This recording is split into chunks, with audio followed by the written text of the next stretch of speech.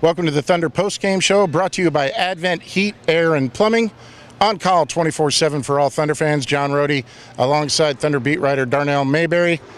Thunder wins it tonight, 127-96, and Darnell, just like the two previous games this week, a blowout. Here's the stat of the week. Kevin Durant, Russell Westbrook, and Kendrick Perkins didn't play a single second of any fourth quarter all week long. You and I played as much as they did. What about tonight? How's it compared to the previous two nights? Well, I think it was much of the same. You saw an offensive explosion tonight, and I think that's what you saw all week. I mean, they scored more in each subsequent game this week, and the offense was really clicking, but also the defense was there. They never allowed an opponent to score at least 100 points in any of the three games, Dallas, Golden State, or tonight against the Suns. And that defense is really something that was missing in the last 7 road games. So when they play like that and score the way they did, all players who scored tonight, all 13 active players scored, 5 players with at least 16 points, you can't beat this team. All right, I'll give you a stat line. You tell me who it is, all right? 17 points, 9 rebounds, 3 blocks, 3 assists, 2 steals. The player is? Kevin Durant? No. Russell Westbrook? No. Kevin Martin? No. You're going to go down to the last guy, aren't you? No, Kendrick Perkins. He played his butt off tonight. I thought he came out and really defensively, he set the tone with his work, just really pushing and shoving a little bit on Marcin Gortat. He really established himself in the post, shut him out, really took him out of the game, and then he started catching dump-off passes and getting putbacks down low in the paint, and that really got his offensive game going. He started hitting jumpers again tonight. When Kendrick Perkins leaves it up there and, sort of poses on his jumper, he's feeling it. The big fella was feeling it tonight. All right, now the Thunder plays the Suns again on Sunday. Darnell's going to go there. Then on Tuesday they have Utah. Then on Thursday, the last game before the All-Star break, Miami right here at the Peak. What do they got to do in these next 3 games other than try to go 3-0?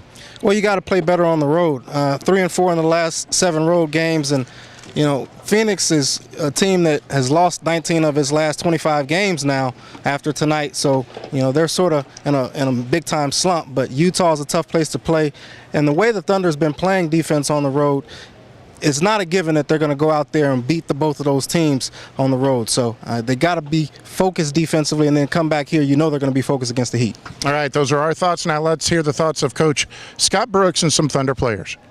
We have 2 very dynamic scorers. Kevin is one of the best scorers in the world. He's led the league in scoring 3 years in a row. Russell, as we know, he is explosive as any point guard. So there's going to be nights where they have big numbers. There's both of them, and there's going to be nights one of them, but there's going to be also nights that everybody. We have guys that are capable of making shots.